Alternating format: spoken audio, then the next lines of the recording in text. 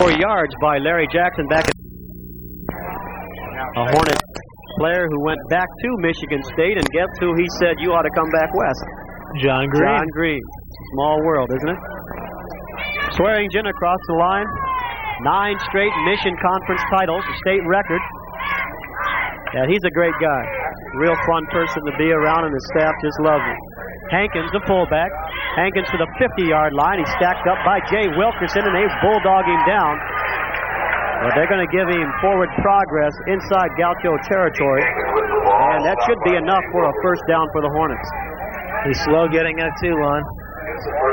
Dean Wilkerson really was pushing him backwards, and a lot of pursuit from the inside. Yepi Pa'u, number 40, along with help from Neil Wallner, 91 in there. Well, talking to one of the assistant coaches for the Hornets, Jerry Mejia, yesterday, he said that there was nothing like the TAF game as far as being on the sideline, and we were there. That intensity and the blocking, it was like gladiators, and you know they have to go back out there again. It's like, gosh darn it, you kick your heels and they're out there, and all the exhaustion and the energy that took place. He says he wouldn't be surprised if that type of game took place out there today, Saddleback and Fullerton, and a lot of hard-hitting early so far. Well, it looks like it so far, really. You can kind of sense it, the intensity, and last year at the Pony Bowl, perhaps because of all the quarterback sacks and so on, we didn't quite feel it that way. This time we got a good one brewing, 14-7 the Gauchos. 2 minutes and 4 seconds to go. The Hornets just inside Gaucho territory at the 49-yard line. Zorn will go up top. Rollins at the 45-yard line, knocked out by Alan Roman, number 44. Short gain of 4 yards, second down and 6. Roman, if you remember the 1984 Pony Bowl, David, he's the one that went out with a broken wrist on the very next play. The Hornets smartly went to his side. Ray Skinner all alone. Rocky Mao hits him, the winning touchdown. The Hornets win it 13-10. So you know he'd love to come back this year. Replay, Dave. Quick up and out. Zorn firing, single coverage, and Rollins a good possession type receiver. Doesn't go deep that much. Keeps the defensive honest with a little 7-8 yard takeout. Got a little stat about instant replays I'll give you in just a second, Dave. You have to remind me. Zorn back to throw, and out of the hands of Aaron Grimm. Maybe a little high, but that's usually a pass that Aaron's going to bring down. Look from here that it was tipped just a little bit at the line of scrimmage that could have thrown Aaron's timing off a little bit as it came through. If you've ever tried to catch a pass that was deflected, even if it hits you in the hand, it throws off your timing just a little bit. That's enough to cause an incompletion. Well, I was always tending to look and see who was going to put me down first. You didn't run the over the middle route, did you? Aaron doesn't do that. He likes that over the middle stuff. Sophomore from Cal High in Whittier. Halftime, Bob Evans here from Pony Shoes. We'll be able to talk to him.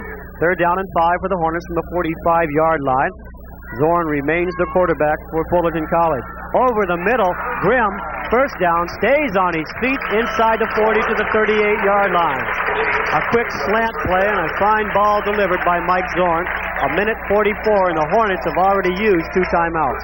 Picked up the blitz, take what the defense gives them. That time, Pau'u and Wilkerson coming on the blitz. So Zorn getting enough in the first second or two before that pressure can get to him, picking up the Hornet first down. Reggie Brown, 20, starts to come out, but Hankins comes in, and Carlos Sendejas, 44, comes out for the Hornets. First and 10, 38-yard line, a minute 27 to go. The Hornets trying to put some more points on the board in the second quarter here, the 5th annual Pony Bowl, 7 for 9. For Zorn, back to throw, Michael steps up in the pocket, can't get away. Tackle made by Neil Wallner, and is it a fumble? And they say yes, Saddleback does get the fumble recovery, the 3rd of the afternoon, and is Mike Zorn still down? There's a lot of glare from where we're seated at. In fact, the scoreboard's almost impossible to read, but this time of the day, it's hard to read that, and also seeing some of the things that are happening. I didn't think he fumbled the football, and some of the Hornets don't think he did either. It really looked like he went down and he made contact with the ground. A minute 19 to go, second period of play. Bill Chambers and Dave, let's take a look at it.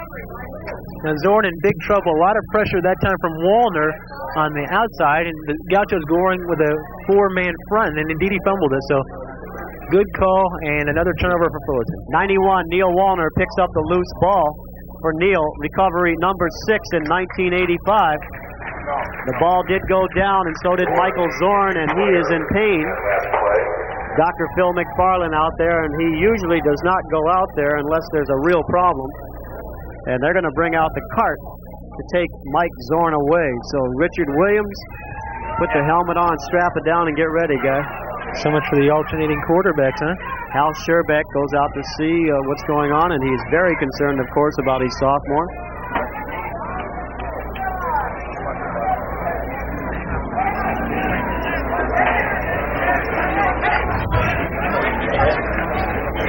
You know, all the injuries we've seen during the season, a lot of guys coming hurt. We haven't seen the card out there, so you have to wonder about the severity to Mike Zorn at this point. Well, usually the way things go, if Bill Chambers, the athletic trainer, had Fullerton for years, about 23 of them, in fact, he'll go out there and take a look at it. If there's any question at all, he motions over to Dr. Mack, as the players call him, and he comes in and makes a quick diagnosis. And we would not expect to see Mike Zorn in this game again. And he will come out in the cart. Bill Chambers, Dr. Phil McFarland, and the athletic training staff. And a fine hand from the appreciative crowd here, both sides at the Pony Bowl. And Mike continues to deal with adversity.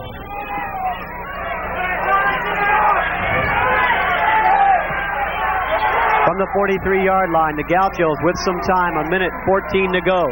Smith, quarterback draw, keeps it himself over the 45 to the 46-yard line. What was a very successful play for them, the quarterback draw. The Hornet defense appears to have made the necessary changes, David. Now they go to the shotgun, and first time we've seen that look from Schmidt today. 2nd and 8 to Mersola. Mersola with room to roam and speed to burn.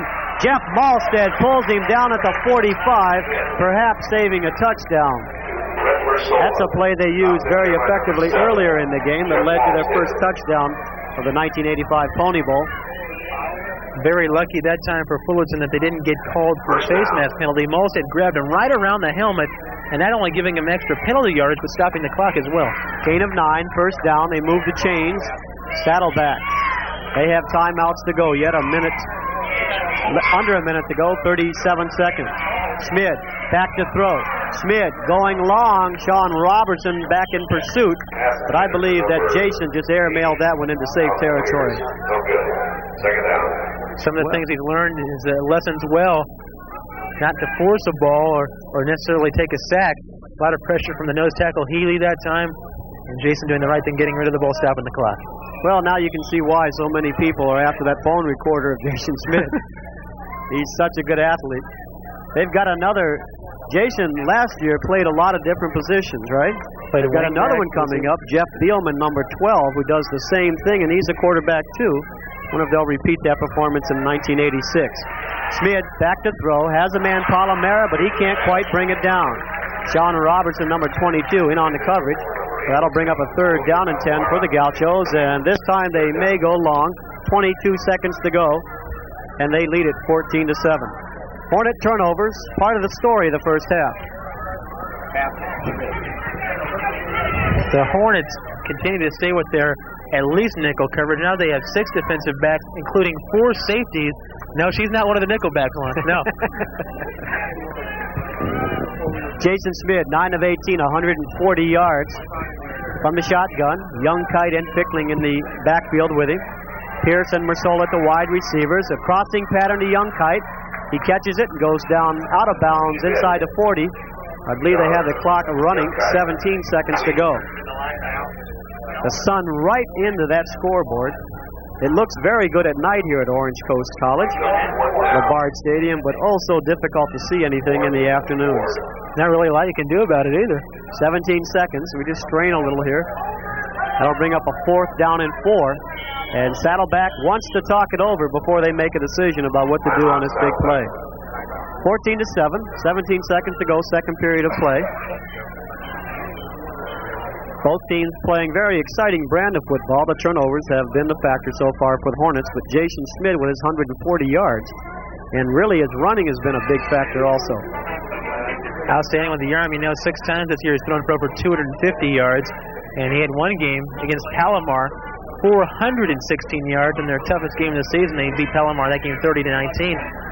But he's a guy that does so many things so well, and I don't blame these people for calling his recorder. He's just truly outstanding. In fact, the coach, Bill Cunity, his quarterback coach, says that he's a diamond in the rough. His abilities, hasn't begun to scratch the surface yet. So to think this kid has a lot farther to go, he's already great right now with 2,500 yards this year in passing. And of course, Saddleback College, like the Hornets, has already sent a passer into the pros, Bill Kenny, the Kansas City Chiefs, and he's throwing it to another former Saddleback Gaucho, Stephon Page. And the Hornets have a few guys in the pros themselves. Dave Wilson, Steve DeBerg, still with the New Orleans Saints. We don't know for how long. We don't know how long anyone is going to stay with the Saints at this point. Also, Brian Noble. 4th down and 4. Steve Harris, our director, calls up and says they beat the Rams, but so what, huh? I know. I looked at my checkbook the next week. I know they beat the Rams. Smith back to throw. 4th down and 4. Flags go flying. Chased by Stately. Palomera has it complete.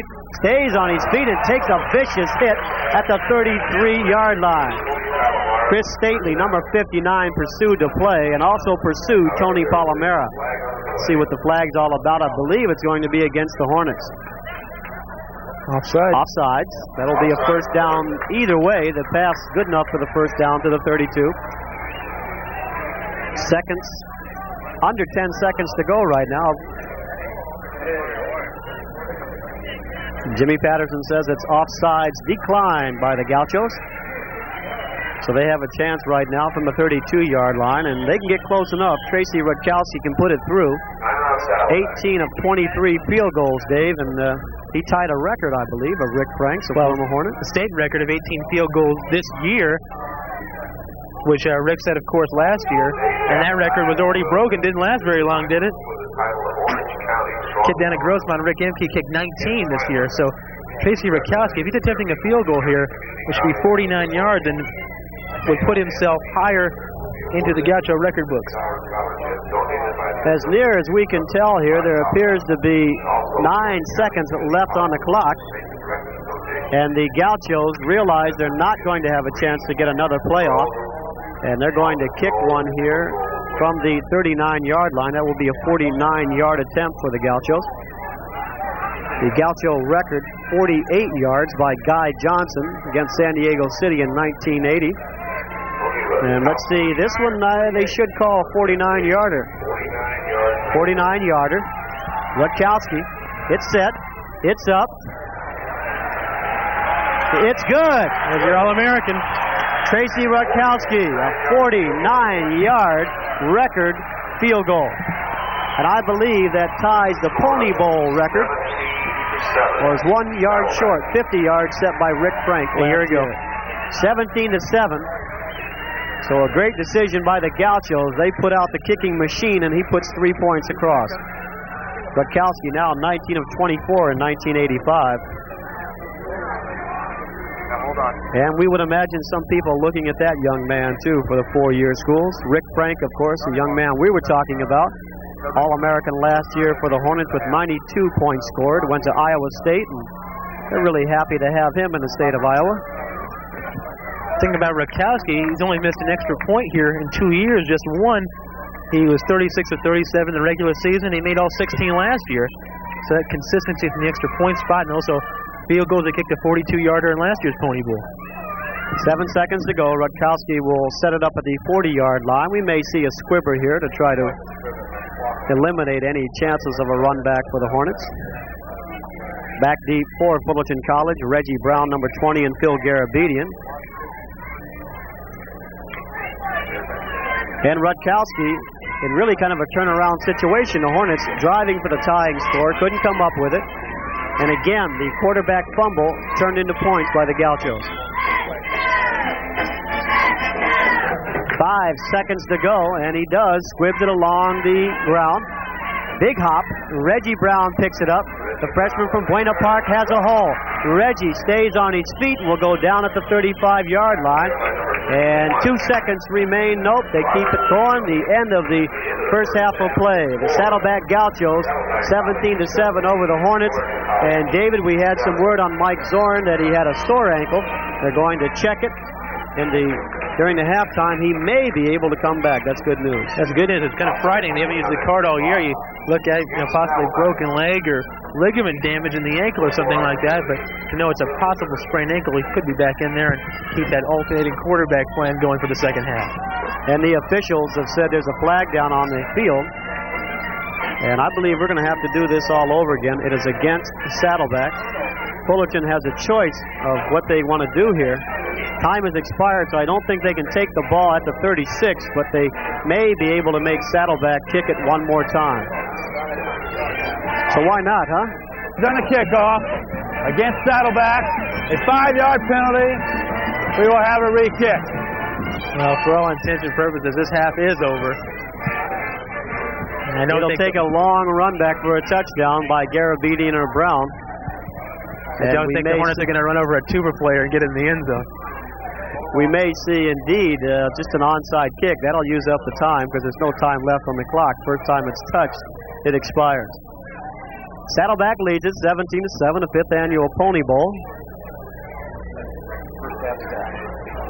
And the Hornets' turnovers have been the culprit in the first half of play. Only been able to put up 7 points. Bukowski does squib it. Touch by the Gauchos, touch by the Hornets, and finally recovered. Let's see who has it. It really doesn't matter, just in case the statistics are part of it. The Hornets picked it up. Sam Tuatatia, number 86, but that does it. First half of play is over. The 1985 Pony Bowl, the Hornets trail at 17-7. The Gauchos, behind the 49-yard record-setting field goal by Rakowski, go up by 17-7 score. David, any quick thoughts? Well, we had the teams moving the ball for the field very well between the 20s, although turnovers really played a big part of it, especially for the Hornets side, fumbling exchanges from center and Zorn fumbling to enable the Gauchos to put the field goal on that puts that deficit at 10. Second half, I don't think you really need to change your game plan very much. Short, intermediate passes, utilize John Green, get him over 100 yards, and possibly we could have another turnabout just like last year coming into the second half of play. And also, I guess, of course, is the Pony Bowl, right? Named because of Pony Sports. Pony Shoes. And we have a representative of Pony Shoes, Bob Evans, and a wonderful conversation. Welcome back to halftime, the 1985 Pony Bowl. Lon Bronkin, we have Bob Evans here, the regional manager on the West Coast for Pony Shoes and the sponsor, of course, of the Orange County Pony Bowl. And Bob, thanks for coming up and talking to us about this game. How you like the first half? Well, it's been a great game, and we're really happy to have 2 teams that are nationally ranked, and you can't ask for a better football game. And a great day, and this is a pretty nice-looking crowd. Record 6,000 may be approaching that. I would think that we're going to be pretty close to it today. This is, I think, our second year in a row at this facility, and I think an afternoon game has made it what works for us. A real good break. Other seasons are kind of over. They're waiting for the January Bowls to come up, and the JC Bowls are falling nicely in the line here. You've got a good matchup, Saddleback and Fullerton. Well, we're hoping that the winner here is going to be crowned a national championship, and we're looking forward to that. Now, Bob, you're in charge, of course, of the sponsorship of the Pony Bowl, and there's some other people, selection committee people who help you out, and I believe you have another representative from Pony who flew out for today. Yeah, we had Tom Olinga, who was on the West Coast here for Pony for some 5 years, and he thought that it was important enough to come out from Memphis today to watch the ball game and renew some old acquaintances. Keith Calkins, AD at Saddleback College, working very hard this year, along with Dave DeBerry, Carl Sawyer, and a few other folks on the selection committee. They've done a nice job. Well, I think the selection committee has done a great job, and Keith has worked I don't know how many hours on putting this thing together and making sure everything was right, making sure that the kids are going to be happy when the game's over, and putting together little packages for halftime and things like that. This is arguably the best bowl game matchup in the state of California right now. You've got Santa Rosa and Merced up north, and this has got to be 2 and 3 in the state. Many people feel the winner of this game should be number 1 in the state, and if snow goes down, the JC out of Utah, they fall in their bowl. As you said, the winner may be crowned number 1. Yeah, we think so, and I would guess that if one of the two teams really has a good showing here in the second half and can pull away a little bit, that they probably would end up number one in the state of California. How do you see the future of the Pony Bowl? It's coming along. It's getting some recognition, a little bit more ink each year. You see a nice, healthy future? I think it's progressing just the way we would like to do it.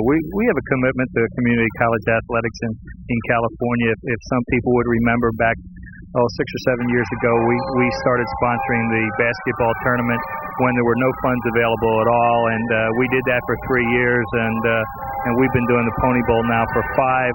And our whole idea is to have a long-term commitment to community college athletics and to the Pony Bowl. And we know the fans out there who follow JC football and basketball and so on, they thank you, and we want to say thanks to you and all your folks for putting on the 1985 edition. All right, we'll see you next year. Bob Evans, the regional manager of the West Coast for Pony Shoes, up here to talk with us. Dave Lewis will be coming back in here with us and talking about the stats and other things. Halftime score, Fullerton behind, 17-7. The Gauchos, on the strength of a record-setting 49-yard field goal from Tracy Rutkowski, go up 17-7. And David, the turnover is the real factor. 4 for the Hornets in the first half. Well, nothing really tragic. Essentially, just mishandling snaps if it really killed them. Overall, the passing attack, Jason Schmidt well on his way to another 300-yard day, 153-yard total offense, and 242 overall. The turnover is 4, which is just outstandingly terrible for them. If you turn over the ball 4 times, you're not going to win a football game. Normally, for an entire game, and especially one half of football, the Gauchos 2 turnovers, Jason Schmidt picked off, and the penalties, the Gauchos have not been penalized nearly as much as Fullerton this year. 7 for 52. The Hornets 4 for 28. So the turnover is a big key. The Hornets put up the real only drive in the first half, 81 yards for their touchdown. The Gauchos a 30-yarder. They kicked the 49-yard field goal by Rutkowski. Other than that, they really haven't done that much with the football, moving the ball between the 20s, but not really able to punch it in. Well, the Hornets, 187 yards in total offense. David, as you said, they have been able to move the ball. Mike Zorn, who went out injured on that last fumble for the Hornets, and we guess that maybe he could come back, but further indications are that it looks very, very doubtful that he'll be back in the second half of play. I doubt if you bruise an ankle and you go off on a cart that you'll come back. I really have to believe that the injury is a little more severe than that he won't play anymore. Hopefully on the Hornets side he will, but that's seriously doubtful. I think you'll see Richard Williams the remainder of the football game. 17-7, the Gauchos up over the Hornets. They are losers in the first 2 meetings between these two squads. Right now they're up 17-7. They were up last year 7-0 and looked really like they had the game in hand before that last drive by the Hornets. And of course all Hornet fans will remember that long drive. Kenny Nash involved, Charles Ray, a pass interference call, and finally the pass from Mal to Ray Skinner for the winner. Well, they've had just a heartbreaking luck here. The Gauchos played in every one of these darn things, and they've only won one. They beat San Diego Mesa 13-12 the first year, and they got blown out by Fullerton in 82, 38-6. Losing to Cerritos, they were crushed in that game, 38-7, 34-7, and then losing last year. So they really feel snake bitten. A chance for them to finally break through. You know, they go through the Mission Conference. They've won 22 straight conference games, 9 straight conference titles, and their ability or inability to come through in the postseason is something that hurts them. They really want to break through and establish themselves as a national powerhouse that wins postseason games. All right, you're Richard Williams. You didn't have a good first half. If I'm Mike Zorn goes out. I don't want to go back in. You've got to come in and lead this team. They're down by 10. I tell you, he looks enthused now. You're only down 10. Get up. You're not out of the football game. He's just saving his energy. He's ready to go. Richard Williams would have to be thinking. He's gone in there the last 2 times he's touched the ball. Only for a split second he fumbles. Saddleback gets it. They convert into points. The Hornets trail 17-7. Now he's got to come back in. There's got to be some mental work going on up there. Well, we talked about him yesterday and with him about certain things. And we mentioned Tom Doherty fumbling the snaps in the Rancho Santiago game and kids getting down on themselves. He puts that stuff out of his mind. He really believes in getting that positive attitude, putting it out of your mind and going on to the next thing. You can't reflect and correct something that's already gone wrong. You simply have to look forward, and that's something that's going to have to get him through the second half. Apparently, it'll be on his shoulders. Some individual stats for the Hornets, who trail 17-7. John Green, 66 yards on 13 attempts, and that's after starting off very poorly. Some negative yardage in his first 3 or 4 carries. Hankins with 28 yards. With the passing end, 0 for 2 for Richard Williams, and Zorn was having a great afternoon, 7 of 10 for 77 yards before he went down with the ankle injury. Receiving for the Hornets, Hankins a leading receiver with 2, along with Rich Rollins. Hankins 33 yards, Rollins with 14. Saddleback, they have 17 points, a touchdown by Youngkite, a touchdown by Fickling, and a 49-yard field goal by Tracy Rutkowski. Fickling, 22 yards rushing. Youngkite has, well, we have 10 yards for him. Schmid with 36 yards. That's the rushing, but the passing has been the big thing, David. 12 of 20, 156 yards for Jason Schmid, and the phone continues to ring. Average day at the office for him. Mersola, 3 catches for 63 yards. How about that average of 21? Tony Palomera averaging 11 yards per catch this afternoon. He has 4 catches for 44. Fickling with 2, Youngkite with 2. So, as always, Schmid passing it around, giving it just about everybody's had a chance to handle the ball.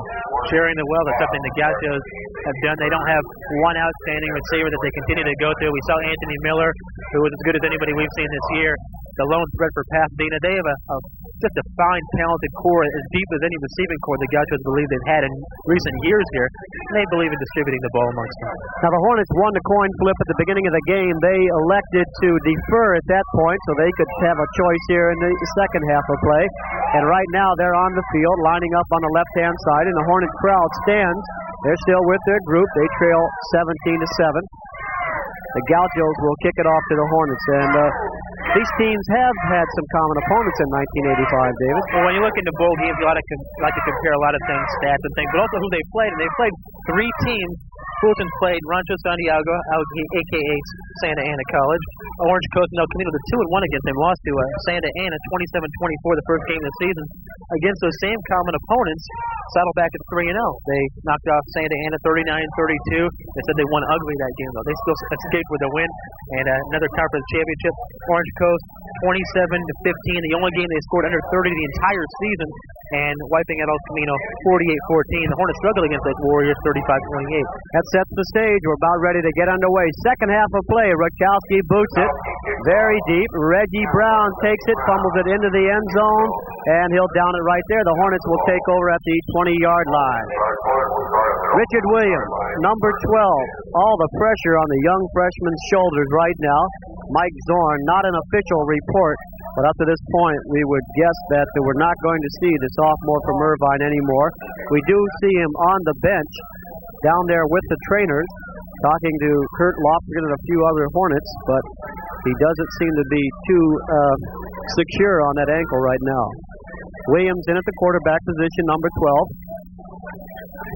Sendejas, the fullback, as he did in the beginning of the game, starting for the Hornets. First and 10, they trail at 17-7. Sendejas in motion, and Williams back to throw. Fakes it one side, goes to Green. Green can't get away from Jay Wilkerson. What a read, I tell you. Whew. A block was missed, but credit that to Jay Wilkerson. He shed the block, got through to John Green, a loss of 6 yards, second down and 16. An inauspicious beginning for the Hornet offense. Well, teams that pursue well, like the Gauchos, they like to fake the screen one way and come back another. And that time Wilkerson stayed home. He wasn't going for the fake one-sided John Green. Came back the other way and made an outstanding tackle. We see why he's one of the great linebackers in this Gaucho team.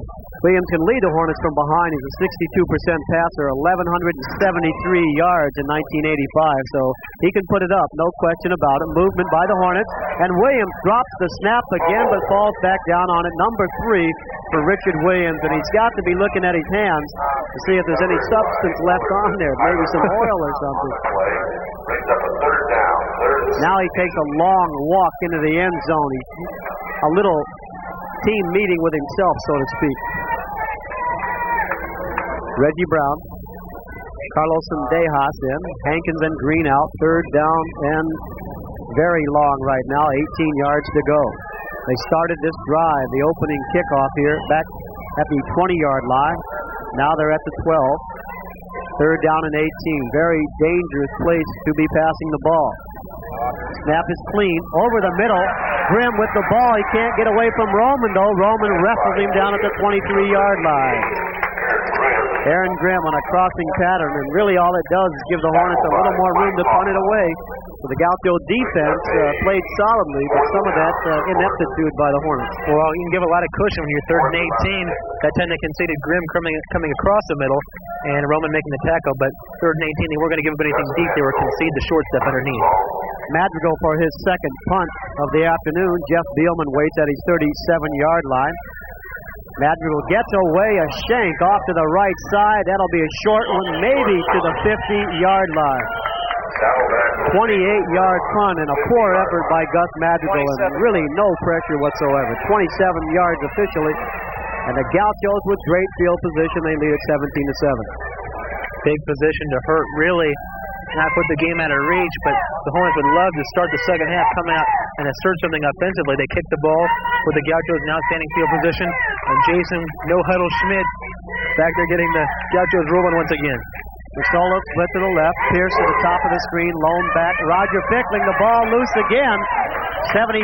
Ray McCormick is on it, but I believe we have a dual possession with Jason Schmidt, who went right back down to it. So everybody knew the snap count, I think, that time, except Rodney Leota. He's the only one that didn't do it at the right time. No flag down. It's just kind of a strange-looking play. The thing is about him not knowing it, he's the guy that's snapping the football, so that causes a lot of problems. It's nice if he has an idea what the number is. Hal Scherbeck looking for win number 200. Schmidt, 2nd and 10, back to throw and rolls to the right. Has a man open. Mersola brings it down inside the 45 to the 44-yard line. And a flag. That'll be personal foul against the Hornets. Sean Robertson with a little extracurricular activity, and that doesn't make coaches happy. No need there.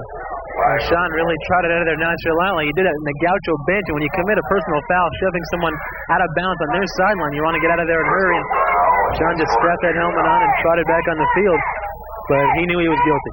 Well, the Gauchos would have had a 3rd and 5, and the Hornets obviously with a chance to stall their drive right now, but this is going to be a long one, 15 yards. That'll move it inside to 30, just about the 29-yard line, first down Gauchos. Have a dead ball, personal foul against Fullerton, first down. Well, the Gauchos were penalized in the first half more than Fullerton, but on the season, the Hornets minus 470 yards in penalty yardage. And that's just tremendous, giving teams that many chances to keep drives sustained. It's a few football fields, huh? 1st and 10. Second back to Youngkai. Youngkai hurdles the first man. Cannot get away from Terry Page, and another flag goes flying. John Vanderstay, number 15 in there. Tom Matthews, 67. And there's some discussion with the sophomore of the Saddleback Gauchos, Mark Frederick, 63. Let's see who this one's called against.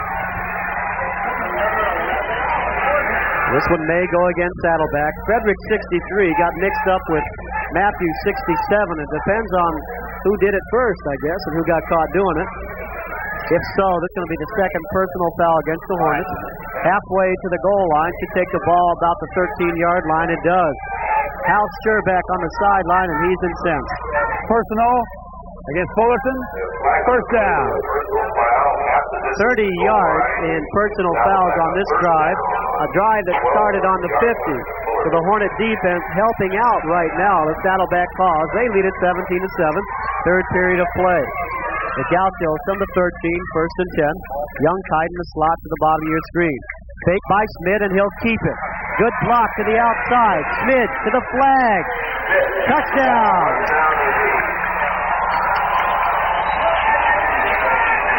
Jason Schmidt, 13 yards, TD dash. Saddleback taking it away right now. They lead at 23-7. We can take another look at that. Wide receiver came in through an outstanding crackback block to free Jason to the outside. And the Gauchos only getting 22 of the yards on this drive on their own merit. The other 30 by a penalty.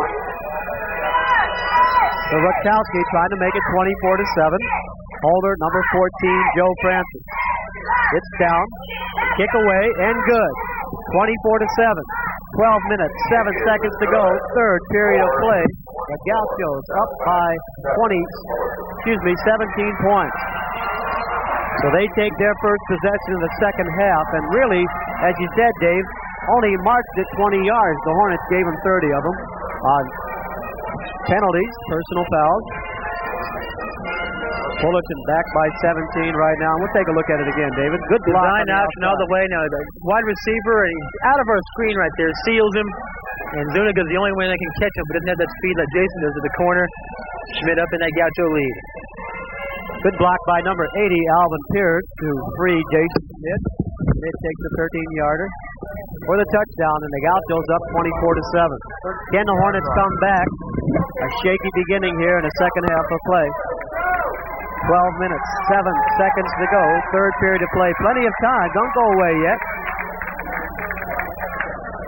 Don't fold the tent and move down to another city. Hornets fans a little bit stunned here on the home side here, Labard Stadium. As Tracy Rutkowski sets it up and ready to go. Hornets only score 14-yard fake field goal. Dean Hankins took it in from the 3-yard line. This time Phil Garabedian. Garabedian with blockers up front, but he cannot get away from number 50, Mark McGrath. Garabedian takes it back to the 22-yard line, an 18-yard return, and the Hornets started again trailing by 17 points, and they really need to establish for themselves that they can do something of a positive nature, Dave. Gauchos are really taking it to him right now, and you can see the momentum, and you can really get the feeling on the Gauchos sideline that they have things going their way, and the momentum, and the Hornets side, you can sense that discouragement and the need to get something going, almost desperation at this point. Williams at the helm to John Green. Green off the right side with Anderson a lead block. Green fights over the 25 to the 27-yard line. Aaron Grimm out there blocking on Alan Roman. Tackle made by number 27, Jeff Kelly of the Gauchos. So the Hornets come up with a gain of 5, second down and 5, and they're not going to catch up, we would not believe, unless they can put the ball in the air. And right now they haven't shown an ability to do that consistently, although Mike Zorn had a pretty good first half, 7 of 10 before he went down. Second and 5, split back for the Hornets and Richard Williams. Williams to Hankins. Hankins fights over that right side again. Fine tackle made by number 23, Mike Hoffman. And along with number 93, Greg Conrad from the defensive tackle position. How about that? Coming from the defensive line position to come out and stop a sweep off the right side. Gauchos showing a new look. They've gone essentially with a 3-4 most of the season, playing 4 down linemen and going with 3 linebackers. Third down and about 2. Ball nose of it right at the 30-yard line. The Hornets have got to establish something. Could be a big play for the Gaucho defense. Williams back to throw. Has a man. Rollins a first down. Rollins spins away. Knocked out of bounds by Wilkerson. First down the Hornets at the 35-yard line. One thing we know, Richard Williams can throw the football. They just haven't sent it long downfield. Would you expect a first and 10 play for them to go up top? Haven't seen many drop back passes as well. The stuff we've seen from Zorn, rolling out, throwing stuff, option pass or run. Very little play action, dropping deep with a 4 or 5 step drop back that Williams is capable of doing and throwing downfield. The Hornets need some lightning in a bottle, perhaps the same bottle that generated the no-huddle offense. Ball to John Green on a counter, and he will go nowhere. Yepi Pau says, hello, John. A loss of 2, back to the 33-yard line. 17-7, 24-7 the score. We'll be back in a moment with more Hornet football after this brief pause for a tape change by your local cable channel. Production funding in part for Hornet football has been provided by the Quarterback Club of Fullerton College. The Quarterback Club congratulates the team, coaching staff, and Fullerton College in this, the 25th year of exciting Hornet football under the guidance of head coach Hal Scherbeck. Back here at Labard Stadium, the 5th annual Pony Bowl, the Saddleback Gauchos lead at 24-7. Lon Brunk, Dave Lewis for you on the Fullerton College Television Network. Play action fake. Ball slapped away by Jay Wilkerson on the second down and 10. Jay Wilkerson and Williams had a man open in Aaron Grimm. So the Hornets just not able to generate anything consistently right now with Richard Williams. 3rd and 11. And maybe too early to say it, Dave, but you just because of the momentum factor, it appears that this could be a very big play for the Hornets. I'm sensing a little bit of desperation on the Hornets side to get something going, and not out of the ballgame by any stretch of the imagination, but At this point, you need to get something going, and they've been really stymied so far throughout this contest. Right now, the sun in the back of the Hornets, but as the receivers look back, they look right back into that sun setting in the west. Williams back to throw, 3rd down and 11. Plenty of time, goes over the middle to Reggie Brown, and Reggie has it. Brown stays on his feet inside the 45, 1st down Hornets. Whew. How about that big play? Reg hasn't caught too many. 1985, 4 for 34 yards. That is his longest of the year by a long stretch. There's your lightning in a bottle. And the lightning almost got away. Take a look at it again, Dave. If you can see it in this glare, Richard Williams dropping straight back to the deep drop we were talking about that they haven't executed, firing on a line, zone coverage, Reggie Brown electrifying, getting across the middle in front of the safety to make the catch. Williams has the Hornets moving inside the 45, 44-yard line of the Gauchos. And all kinds of movement by the Hornets. 73, Santiago Lopez looks like he took off a little bit early. Actually looked like the whole line moved before Johnny Katnick, the honorable mention All-American, snapped the ball to Richard Williams. That'll cost the Hornets 5. They'll move it back to the 49-yard line. Dead ball foul. False start on Fullerton. Still 1st down. Dave, when we saw that replay, it reminded me earlier I said something about replays. Did you know back on December 7th, the same date in 1963, the very first instant replay, the Army-Navy game that year? You're kidding. And I saw it. I was real young, though. Williams to Hankins, tipped up by Wilkerson, but it gets to Dean Hankins, and he catches it. Back to the original line of scrimmage, gain of 5, 2nd down and 10. That was a fortuitous bounce, so to speak, for the Hornets, David. As now it was right lucky, too. Take a look at it again. I think it was 93 who got the hands on it, and yes, it was. That would have been Greg Conrad who got the hand on it. And still had enough steam on it to get to Hankins for the catch. 2nd down and 10. The Hornets trail by 17, 24-7. Trying to get some points on the board here, make this thing a little respectable. They can make a rush perhaps in the 4th quarter. Williams under pressure. He'll go down, throws it away, but they're going to say he was in the grasp right there.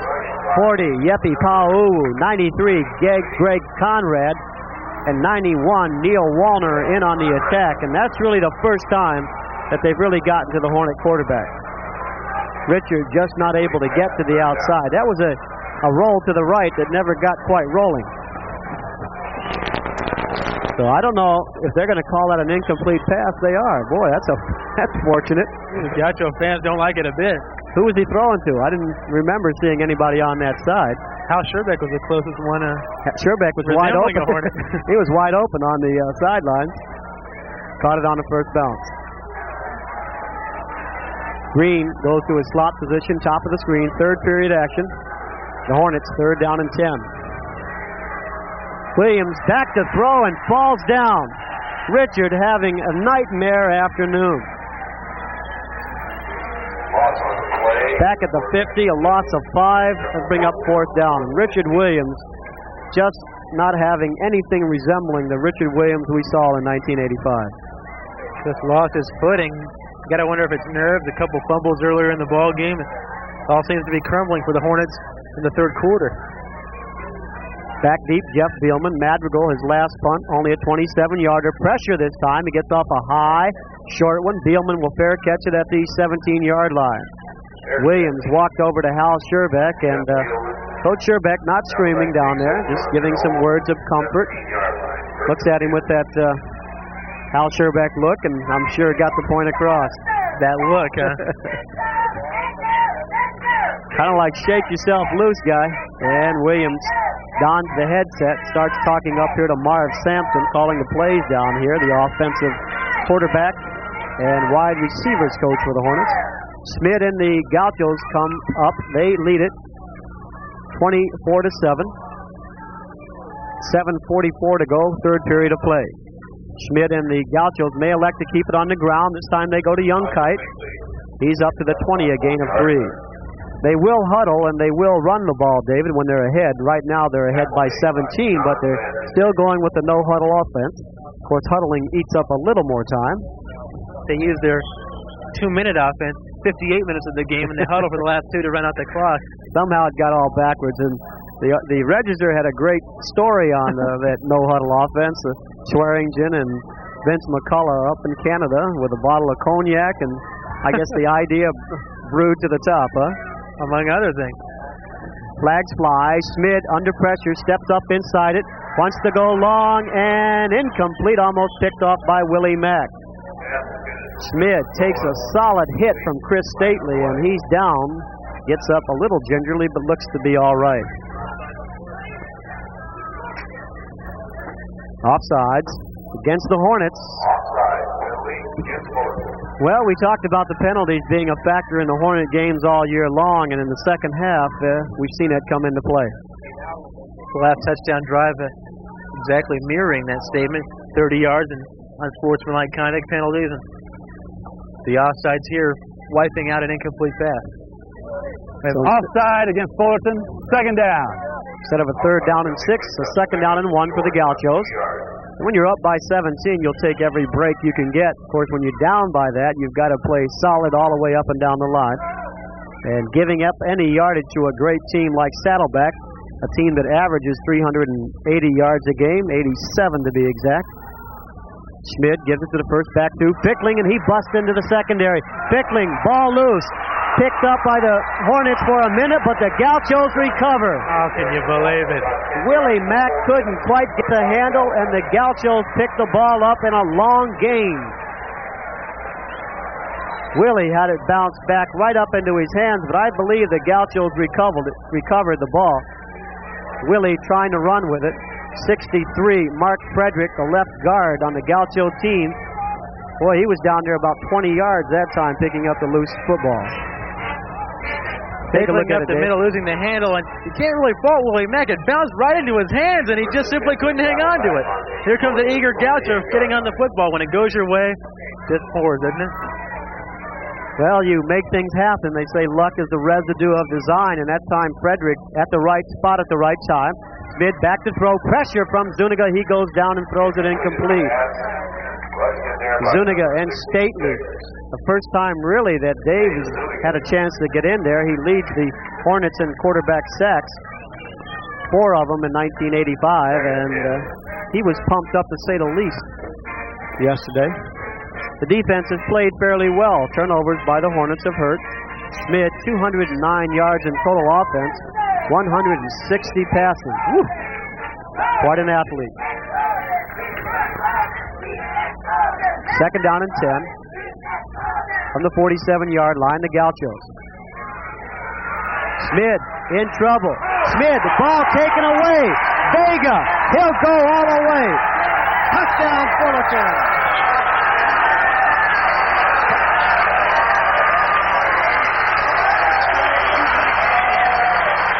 Not even that makes Hal Scherbeck smile at this point.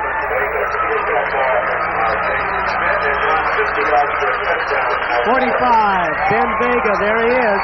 The sophomore from Nordhoff just stripped the ball away from Jason Schmid and took it in for a touchdown. How much yards it was, I don't know. I think it was about 40 yards. How many yards? Unbelievable. How about that for a turnaround? You don't call it a fumble, do you? That's a takeaway if you ever call a takeaway. The Hornets, Todd Reynolds runs out.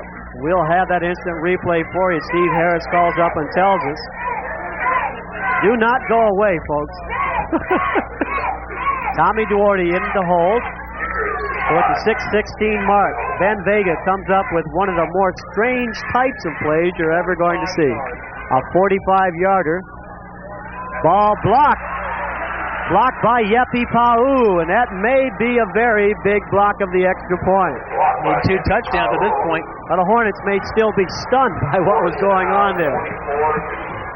24-13.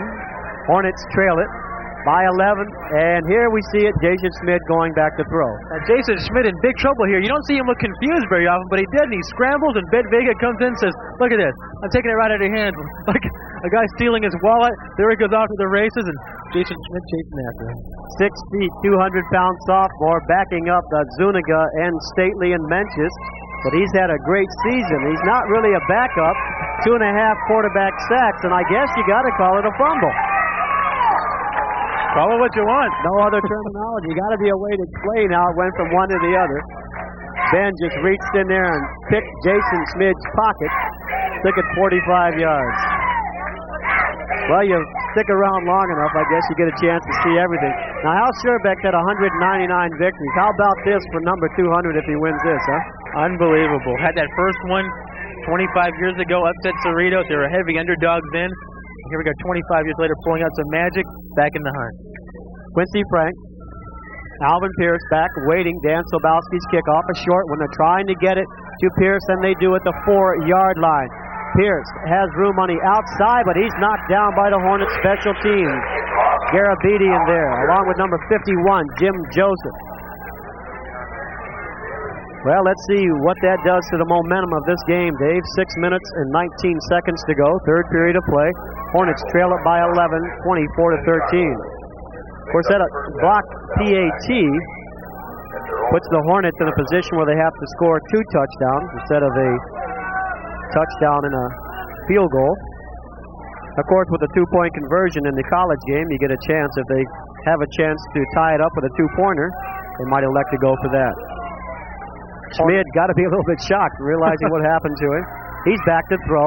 Smid finds Youngkite out of the backfield. Youngkite tackled by Vanderstay in Glima and ridden out of bounds along with Sean Robertson, number 22. And how about Sean Robertson going out with an injury and coming back and having this kind of a game? Playing outstanding, and to show what kind of respect the Hornets have with Jason Schmidt. They still have 6 defensive backs in there, even before when they're down 17 points. Gain of second down and 7, second down and 3 for the Gauchos. Smid sends Mersola to the bottom of your screen, Pierce to the top, Youngkite a slot back with Fickling the remaining back. Hornets move, no contact made. Schmid gives to Fickling. Fickling gets into the secondary and a first down up to the 35-yard line. An excellent back, and he's only a freshman, 6'3", 210 pounds, out of San Clemente, 525 yards on the year. Not a big average of 3.9, but then again, they're not a rushing team. They only average 2.9 a carry, so that 3 is outstanding compared to what the rest of the Gauchos do, but he doesn't get a lot of big yards. He gets the short stuff. They love to use him near the goal line.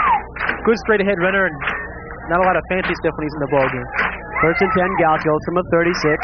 Give to Youngkite. Youngkite pops to the outside, but Stately has him and won't let him go.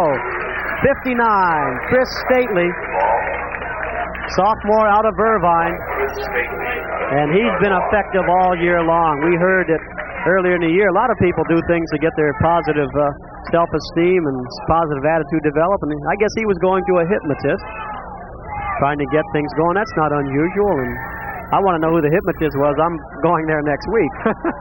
Chris has had a great year. 6'1", 223, and plays with a lot of emotion. Second down and 12. Smid keeps it. Gets back about 5 yards, and a lot of Hornets, along with Tim McKee in there to make the tackle. Now, they pretty much solved the quarterback draw the Fullerton College Hornets have, but the Gauchos keep it in there to keep them honest with the play because Smid's just such a great athlete. Once he breaks loose, he can go. He has a long of 45 and a TD this year rushing. 3 TDs actually, so he knows what to do with it.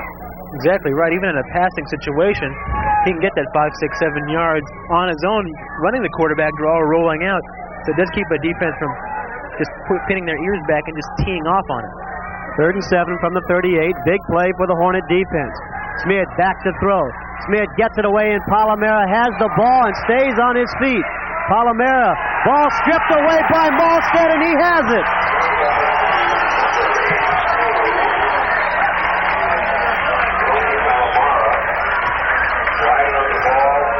Oh, my goodness. Flag on the play. And I believe they're calling roughing the passer against the Hornets. How do you do? A great individual effort by Jeff Malstead, number 7. Now he's got to go back out there and play defense, and the Hornets, the penalties killing them one more time. That would have been a complete momentum turnaround. As we've seen in many, many games, the Hornet defense triggers the momentum for the Hornet team. And here's the replay. And we'll see if we who get gets a the chance to shot, see who gives Jason Schmidt. Keith Minches does it. But watch Paul Amara. He's shaking and baking right here. Says, I'm not done cooking yet. Molstead turns off the oven, then bounces on the football. All for naught, though. Roughing the passer. Keeps the Gaucho drive alive. Well, it looked like Menchie just pushed him. Didn't look like Menchie never really went to the ground. Just reached out and gave him a little push. That's what they call a delivery sack in the biz. I'll tell you, that delivered 15 yards. And talk about a turnaround. That's one right there. Official timeout. They're going to come over and discuss it right now. Jim Patterson says he wants to check things out. Hal Scherbeck and his staff are a little bit irritated on the sideline, and Jim Patterson's going to tell them to move the boys back, keep everybody back 3 or 4 yards so we can get this chain gang. The chain gang has to wear shoes, pony shoes probably, to keep things moving up and down the sideline. Just keep that propaganda rolling, huh? I'll tell you, Molstead, what a great play, though. Even though it doesn't count, for him to reach around and strip the ball, knowing that he's the last defender, too. If he doesn't get it, Palomera may go a long way. And then making the recovery on top of it. But the Gauchos, they've taken good fortune and turned it their way all day long. They lead it 24-13, and Schmidt goes back. Zuniga after him. Zuniga can't get to him. A completed pass to Mersola. And a penalty. That probably will be face mask. The yellow flags costing the Hornets yards after yards. And that one may be a face mask call by Willie Mack, number 4. I believe that's a good call. Looked like Willie reached up there and grabbed the mask on the way down. Grabbing the helmet. It wasn't a flagrant run, so they only penalized him 5 yards. Momentum is such an overused terminology in sports, but for Vega to strip the ball and go the other way, and then the Hornets not to get a turnover. If Saddleback can march it in now and get any kind of points at all, Did you get a number? it's a momentum play for them. Hey, you really question that roughing the passer call, too. Because Menches really didn't make that much contact after the ball was thrown. So the Hornets have almost given up a football field in penalties, 88 yards. Some of the Hornets on the sideline waiting to see what's going to happen in the 5th Annual Pony Bowl. Saddleback leads it 24-13, and Schmidt off the left side. What a great runner. Ball loose. I believe they're going to call it dead. That's a good call. He was already down. Malstead on the tackle, along with Menches, 96. But you just can't really defense Jason Schmidt. He can do everything and do it well. Goes to the outside, runs up the middle well. Of course, we know what he can do throwing the ball. 2,483 yards. Second down, a gain of 8 for Jason. Ideally, you'd like to keep him in the pocket. And then when you do, he just does the quarterback draw and runs up the middle. So pick your way you want to lose with Jason Schmidt. Jason's been a target all year long, and running you take a lot of abuse too as a quarterback. Give off to Fickling. Fickling stopped at the line of scrimmage. Chris Stately right there, number 59. Sean Robertson, 22. Tommy Matthews, 67. And Dave Zuniga, 66. Yeah, the only one who wasn't there, Willie Mack, and he was covering a wide receiver. Well, they're playing 4 safeties at this point, going with 6 defensive backs, but they're using Malstead and Vanderstee, Garabedian, along with Robertson. And although they're safeties, they're tough kids. They hit like linebackers. They come to the line of scrimmage, they'll take a running back head on. That'll bring up a measurement here. It looks a little bit short, but they're going to bring it out. We have an official's timeout. The clock continued to run while all of this was going on. I think the officials just forgot to wave their arms. First down, yes it is, for the Gauchos at the 21-yard line. Now Jason Schmidt has to look right into that sun, but he's going to have it at his back. Now David is at a disadvantage for the receiver or the quarterback more. Although he's looking into the sun, his receivers are looking at it, and as they turn around, the sun's in the back of their helmet. More of a disadvantage for the receivers because the quarterback and the receivers know where the play is going to be designed at. The idea is just to catch the thing after it gets there, and we're looking into it from where we're sitting right here, and it's hard for us to see, looking into the sun, the action is taking place out there. So for Jason Schmidt, he knows where the players are going to be running, so he can direct his passes in that area, although he may have some problem with the glare in the secondary, watching where the defensive backs are at, but just to catch the football in this condition is very difficult. So it's obviously from here more difficult to catch than to throw. So the Hornet receivers will have that sun really at their back as they turn around looking for the football in the fourth quarter. Right now, Smith and the Gauchos trying to rack up some more points. They lead it 24-13. 21, Jason Smith back to throw, going for the corner, and Glima there. Pierce pushes off and catches it for a touchdown. Tommy and Glima is incensed, and he should be. Pierce reached over with the right hand and pushed Tommy and Glima away and caught the football. No call. To Alvin Pierce, touchdown. What, did they get away with one there that time? Woo! They got a free one that time, really. You could see that all the way up here. Even the XSID of Fullerton College saw Terry Hutchins. Tommy and Glima just steaming over there at the back of the end zone. I don't know if we have a replay, but if we do, we'll show it to you. Our camera's looking into the teeth of that sun, too. Saddleback Gauchos want a timeout. Timeout, Saddleback College. They lead it 30-13, up by 17 again. That's the most amount of points the Hornets have given up this season, isn't it? 28 against El Camino. Yep. Okay, Dave, take a look at it. Let's take a look and see if Pierce does any pushing in the corner. Okay, outstanding protection from Schmid. Pierce out there. Now, Glima has the angle on the ball, but it looked like Pierce pushed off with the left hand. A little bit hard for our camera angle, looking back into that bright sun as it settles in the west. Tom and Glima still cooking down there in the defensive huddle of the Fullerton College Hornets. Timeout called by Saddleback. They lead it 30-13. So, again, aided by Hornet penalties that kept that drive alive. A fumble that would have been Jeff Malstead's and the Hornets. The play against the passer, roughing the passer, gave the Gauchos second life. They converted it for another touchdown. Give Jason Smith credit. He put the ball in exactly the right spot. Did Alvin Pierce push off to get the tally? I guess it depends on what side of the ball you're on. Smith going for two. Back to throw. Rolling to the right. Over the middle and knocked up in the air. And let's see who has it incomplete. Garabedian on the first tip, but the ball went back up. And 17-point difference remains.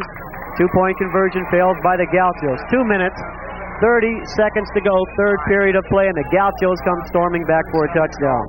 Got it. 21-yard pass. Schmidt Pierce. So the crowd on the opposite side, the Saddleback crowd, they love the way things are going right now. Their team is executing. Give them credit because when they've gotten an opportunity here, things have gone their way, and they've been able to do good things with the ball once they've had a chance. Stoic looks on that side of the field, huh? And the Gauchos, they're playing for also a county championship, but a national championship still up for grabs, too. The Snow College in Utah's #1. They're playing Northeastern Oklahoma in the Mid-American Bowl, Tulsa, Oklahoma. Should they lose, they got the legitimate claim for #1. But Swearingen's not concerned about that. He wants to be #1 on this field today, and who has the more points at the end of the ball game? Right now, the Gauchos are really taking command. Coach Swearingen has been around a long time. His 9th season here at Saddleback College. He has 190 victories himself. That ranks him as #2. Jason Smith doing what he has to do. 16 of 25, 196 yards, 2 TDs passing and 1 rushing. Yeah, that's not a bad afternoon's work. Garabedian and Brown. Brown from the 1-yard line. Can the Hornets do it again? Reggie stays on his feet, fights over the 20 to the 22-yard line. Well, the Hornet offense still has improved. They can move the ball consistently. And Vega's run is the last touchdown, a 45-yarder. You really got to open it up at this point. And the sun is creating at this end of the field where the Hornets are right now, and the Gauchos. Almost a glare that you would see with some fog. Almost appears as if there's a little fog rolling on that end of the field. You look at the other end of the field, very bright. A little bit of shadows, and as it gets late into the fourth quarter, sometimes the shadows from the visiting stands will go all the way across. The magical Labard, huh? Right now they're taking a look at a Gaucho player down there. Can't quite see a number. They're checking him out. One of the special teams players on the kickoff. We're talking about the other bowls coming up. Kind of a nice matchup this year. The first and second teams in the Pony Bowl. National Foundation Bowl has the third and fourth teams in the state. Shrine Potato Bowl has the fifth and sixth teams in the state. And the Kiwanis Bowl has Pearson Moore Park, number 7 and number 8. So the top 8 teams all matched up evenly all the way up and down the line. First and 10 from the 21. The Hornets trail at 30-13, down by 17 points. 2 minutes and 30 seconds to go. And Richard Williams falls again. Now, I don't know what he's falling over. Sometimes the guards coming back, you fall back over their feet. Whatever it is, Richard is having a nightmare. I went out there before the game. I know the grass isn't that tall, is it? I don't think it's quite that tall. It doesn't look like he's falling over his own feet. The guards will come back quite often and create a little triangle there with the center. And that'll happen to you sometime. He's a tough kid, and you talk about coming back from adversity. It's happening right here. Loss of 6. Back to the 17-yard line. Second and 16. The Hornets go to the shotgun for the first time today. They've got work to do. They're down by 17 points. Williams over the middle. Reggie Brown hangs on to it up to the 29-yard line. 12-yard pass, and they got back 12 of it. That'll bring up a third down and about 5 yards to go. Gotta wonder what's going through Williams' mind at this point. We talked to him yesterday. He was anxious, confident, poised, and able to overlook mistakes, and he's stumbling over his own feet out there and fumbling snaps. You have to wonder if he's not a little unsure of himself at this point in the ball game. It'll wear on you, that mental part of the game. Certainly so important, and he needs something to happen right now for him. And the Hornets, they trail by 17. Grimm in motion to the bottom. Hornets stay in a shotgun. Williams stays in the pocket, looks downfield, goes long way over the head of Earl Jones. He was just airmailing that one out of trouble, but that'll bring up a fourth down, and the Hornets have to punt it. And that defense that's been on the field a long time has to go back out there one more time.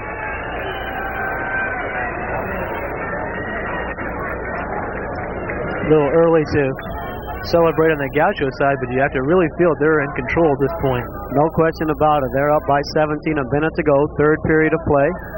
Madrigal had one good punt. This one kind of short. A line drive affair. Beelman calls a fair catch at the 35-yard line.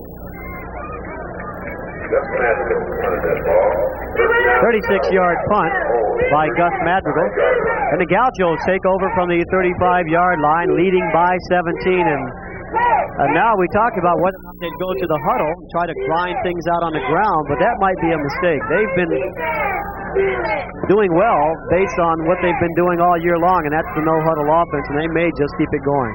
You have to feel, though, at this point of the ballgame with the big lead, they'd want to use the clock, though. They give it to Youngkite. Youngkite is stopped by Garabedian, who's blitzing from the safety position. He'll lose 2 yards, make it second down and 12. Well, of course, the drawback is if you get away from what got you here, oftentimes that just allows the momentum to shift. Although the Saddleback defense has proved they've been able to handle the Hornet offense thus far. Sometimes it happens when you play not to lose instead of keep playing as you design the game plan, play to win, and just trying to play safe, and consequently you'll make errors. They are going to the huddle, so the idea apparently at this point in the ballgame will be to work the clock. The Gauchos trying to get the monkey off their back. They're 0-2 in the Pony Bowl against the Hornets. Smith, quarterback keeper. Smith over the 40 to the 42-yard line, and is there a fumble? The Hornets say yes. More importantly, the officials say no. 2 seconds to go. That'll be the end of the third period of play. 30-13. The Gauchos up by 17 points. And we thought the Gauchos would be able to score, but not 30, David, in the first 3 quarters of play. Well, they scored over 40 points against El Camino, and John Featherstone had never seen this no-huddle offense before and was just shocked. And he says if there is a team that can stop this no-huddle stuff, it would be the Fullerton Hornets, although they've been lit up for 30 points through 3 quarters so far. Turnovers have been a problem for the Hornets. We'll talk about the offensive staff, and Ken Swearingen will be the first to tell you that no head coach does it on his own, as Hal Scherbeck says. Bill Cunnerty, the 6-year quarterback coach. Mac Moore, the 8th-year line coach. Robbie Smith had his 5th year with the running backs, and Chalmers Callahan, 1st year with the wide receivers. And for Saddleback on the defensive end, Don Butcher in his 10th year, Bill Egan in his 8th, Vince McCullough, what a great guy he is. Talked to him Tuesday night. 18 years. And Dick Stutz also in the 18 years. I believe he used to coach the baseball team for Saddleback. But it's such a fun atmosphere down there. It didn't seem like work to them. They're having a great time. So third down and about 5. Big play for the Hornet defense, and Smid will get the first down and much more. Tackled by Malstead, but not before. Smid gets to the 49 and another penalty flag, and probably will go against the Hornets. That kind of a day. Personal foul against the Hornets. That's what it is. The Hornets starting to rack up the penalty yards. Our official today, Jim Patterson, talking almost as much as we are. Jim's run a few miles moving that football, huh? Here he is. Personal foul on Fullerton, 15 yards. I was tired of hearing him talk anyway. On the 36-yard line. 36-yard line, first down, so Smid gets his gain of 6 yards, but he got that for the first down, and the extra 15 takes it down to the 36-yard line. The Gauchos can just about salt this thing away with a score of any kind right now. Pickling over the left side, tackled by touchdown man Ben Vega. But not before he gains about 4 yards. Make it second down and 6. Second down and 7. Well, that Hornet defense has been out there a good part of the game, David, and they've got to be getting a little weary right now. They get a chance a little bit to recuperate now since the Gauchos go to the huddle, but you're right, Lon. The Hornets very ineffective offensively and turning the ball over and 3 downs and punt. Takes a toll on the defense and makes them edgy just like that. Dan Unger says there was movement from 53, Rodney Leota, and yes it is. A Bronx cheer from the Hornet fans on the home side. True sarcasm at its finest.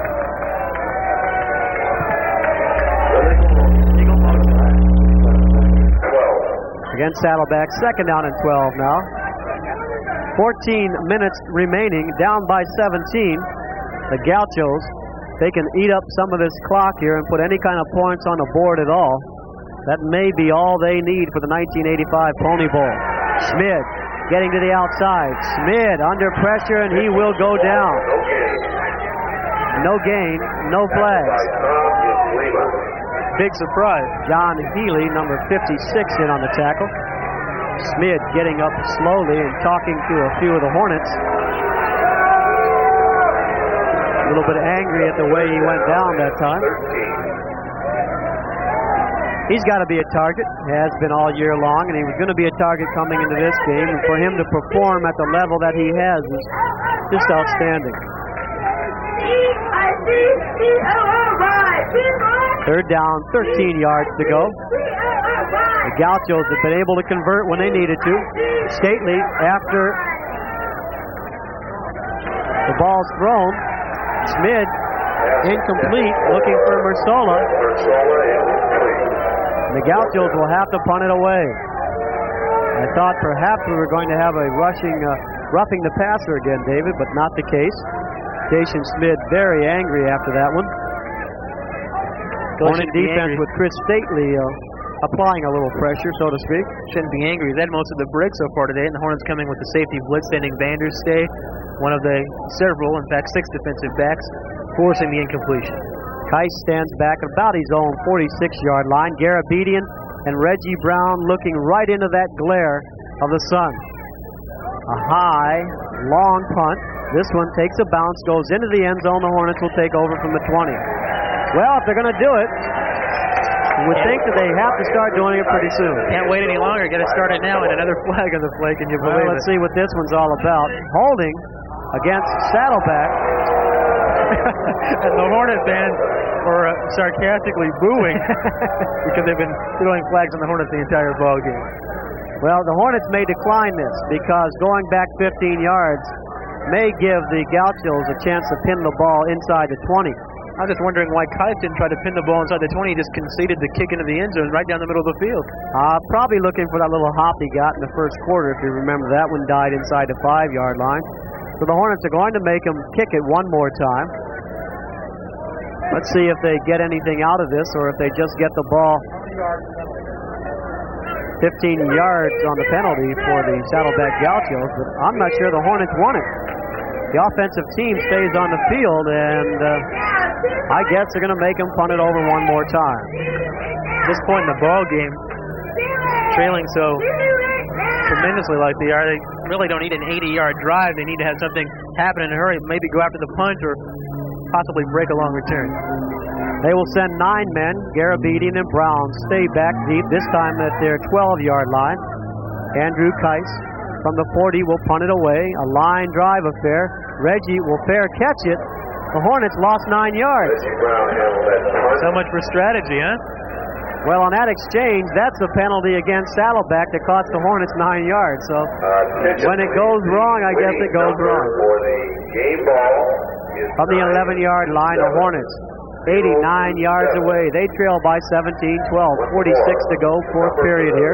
Von Brunk, Dave Lewis for you on the Fullerton College Television Network. The Hornets 8-2, Pac-9 Conference champions, Mission Conference champion Gauchos. They were 10-0. Trying to get a win against the Hornets in the 5th annual Pony Bowl. Green tries to go underneath a block, but can't quite do it. Great play by Jay Wilkerson, number 35. Anderson trying to block Wilkerson, but just couldn't get the job done. You know, we get to help contribute and vote for the players of the game later on, and you have to consider 35 Jay Wilkerson. He played an outstanding game for Saddleback, and on the offensive side, number 11 in that crimson kind of stands out, huh? Yeah, I think Schmidt is going to get a few votes when this thing is all over. Johnny Green, 61 yards rushing, but they need much more than that right now. Williams and the Hornets. A loss of 3 on that play, 2nd down and 13. Dangerous place to pass, but they need something quickly. To Hankins. Hankins running the ball, stays on his feet, back to the original line of scrimmage, the 11, and that'll bring up a 3rd down and 10. Saddleback Gauchos have the Hornets right where they want them right now. Give them a long way to march and not much time to do it. 11:42 to go. Talk about the Gauchos and the laid-back atmosphere. They like to have a good time with what they do. Think there'll be a fiesta at Mission Viejo tonight if they pull this one out? Keep your daughters in, folks.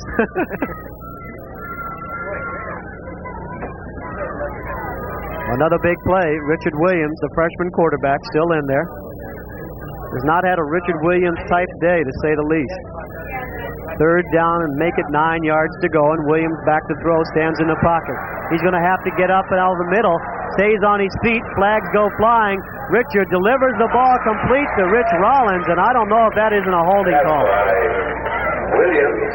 The play came from the 15-yard line, and it may be holding against Saddleback.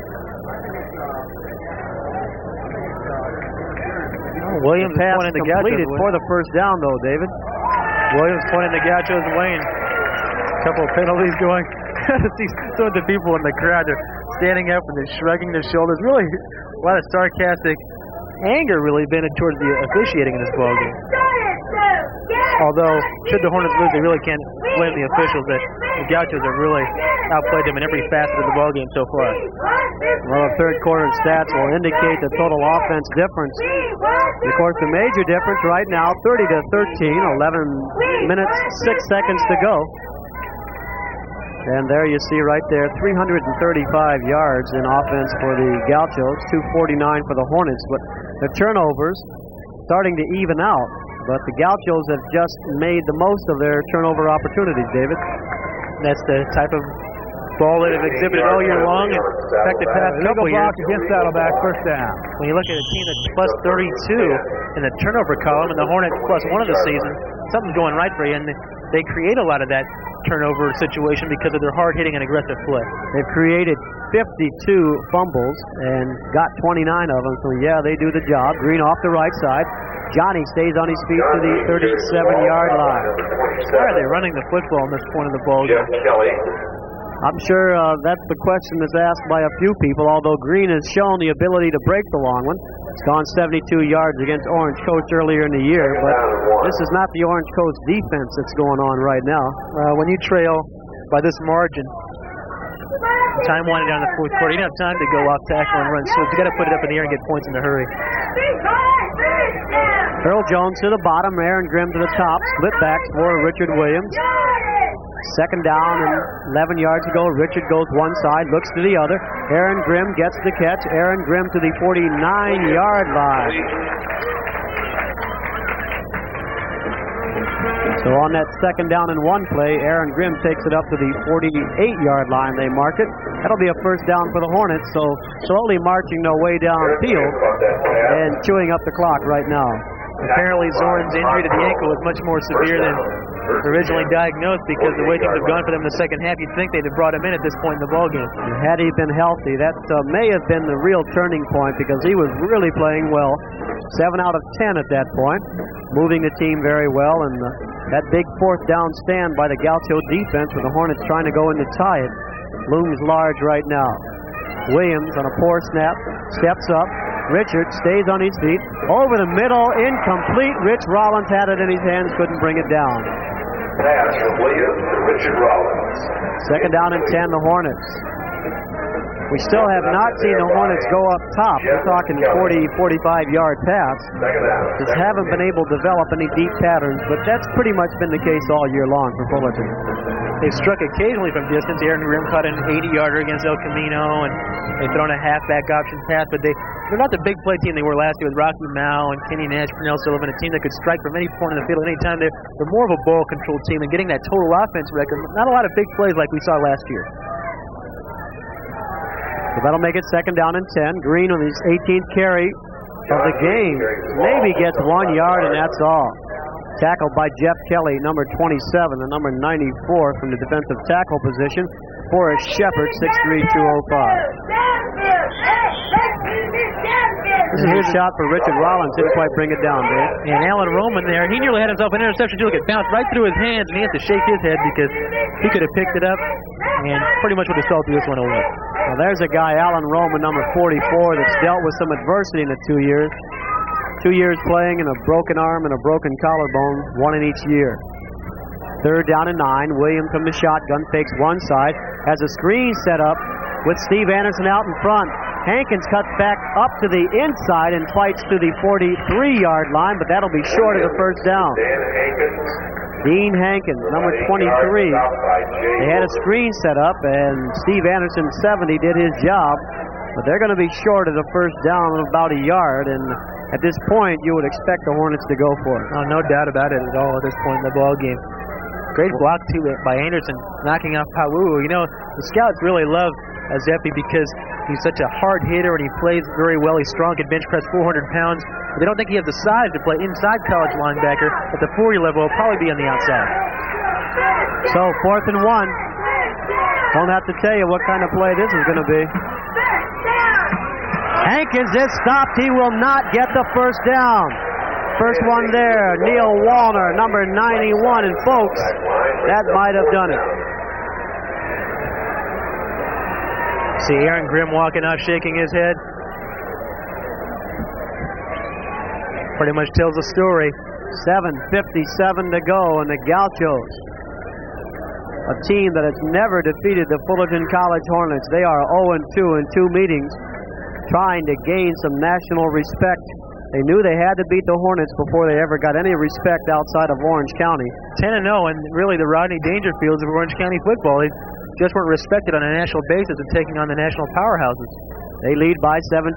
Pickling now. They'll keep the ball on the ground. Tackle made by Ben Vega. Gain of 2 yards, second down and 8. They don't need a lot of yardage or points right now.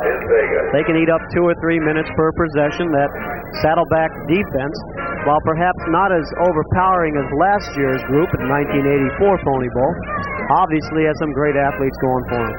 The Gauchos have had some national recognition. In fact, a poll, the teams of the 70s, the outstanding ones, have Saddleback 2 and Fullerton 3 with Mesa and Arizona number 1.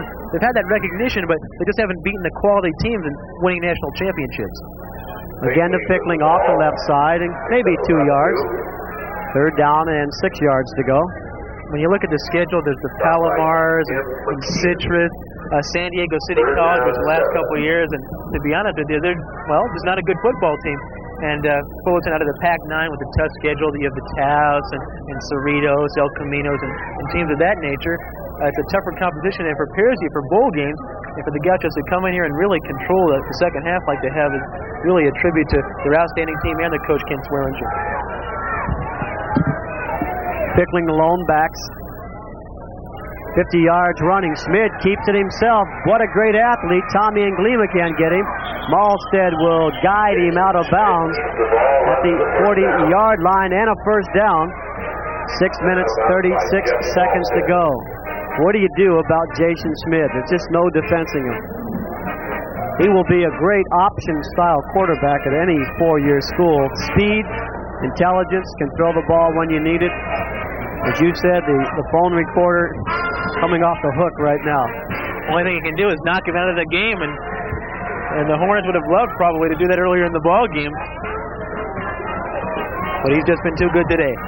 Over 200 yards passing, 78 yards rushing for Jason Schmidt at MVP trophy. They're starting to engrave his name right now. 6:36 to go. Pickling over the left side. It's a little bit anticlimactic right now with a 17-point lead and 6:28 to go. Van Vega says he can't do it all. He got his 7 points. I'll start the engraving right now for Jason. Pretty much hands down at this point who the MVP of this game will be. But there's also an offensive player of the game, which will not be the MVP, and a defensive player of the game as well. And usually they give the offensive player, if the MVP is the offensive player of one team, they try to give the offensive trophy to the other team. And I'm looking at an offensive... John Green, perhaps? Green is about the best bet for the Hornets. Mike Zorn was going great, but he didn't see a whole game. Well, everybody moved except Rodney Leota, number 53. And Jason looks into his helmet and said, now look, don't get anybody hurt. There's 5 guys at the line of scrimmage, and 4 of them move. I think, Rodney, you're mistaken there. Rodney, you've got to stay with the rest of us here now.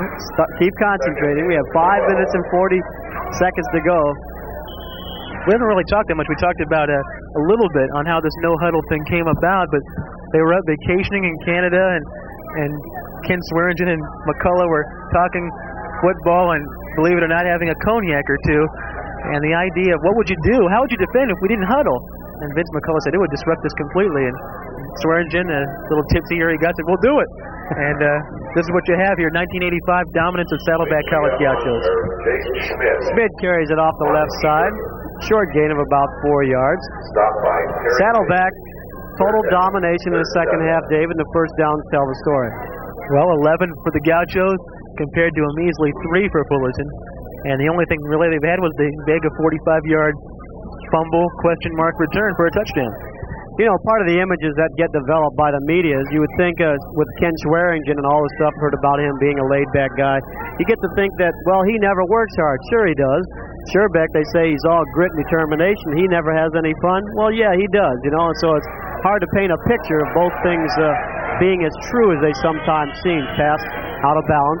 Sherbeck and his staff, they have a lot of fun, but primarily they work hard. And you can bet Swearingen and his group, while they have some fun, yeah, they're hard-working guys. Well, I talk about him, you know, watching films only one day a week, but the assistant coaches feel that he's the kind of coach that can watch a film one time and get more out of it than other coaches who can watch it 3, 4, 5, and 6 times. So he's just good at what he does and makes the most of his time on the field, and the time away from it, he lives to the fullest.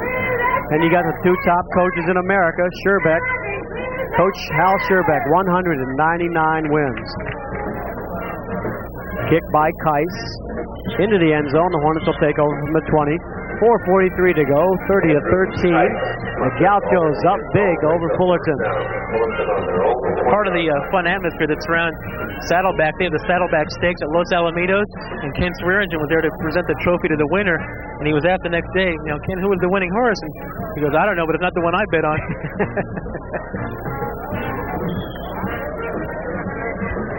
All the circus atmosphere then down in Mission Viejo. Well, Ken, after the 38-6 loss to Fullerton, I heard him come up to Hal Sherbeck in that 82 Pony Bowl, and he simply said, Coach Sherbeck, thanks for the lesson, and that was the end of the story. But I'll be back. And he's back, and so is his team. Williams prancing around, evades some tacklers, and now gets it to Glenn Anderson, number 21. Glenn out of bounds at the 45-yard line, first down Hornets.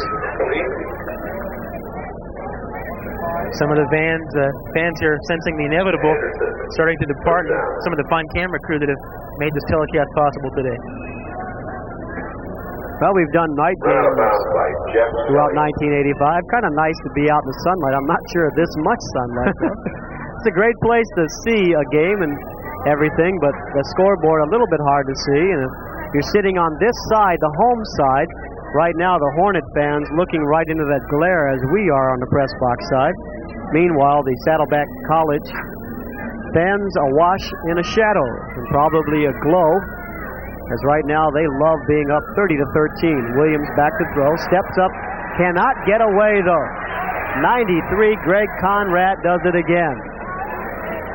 He's been all over the field. You also have to be looking at the defensive player of the game, David.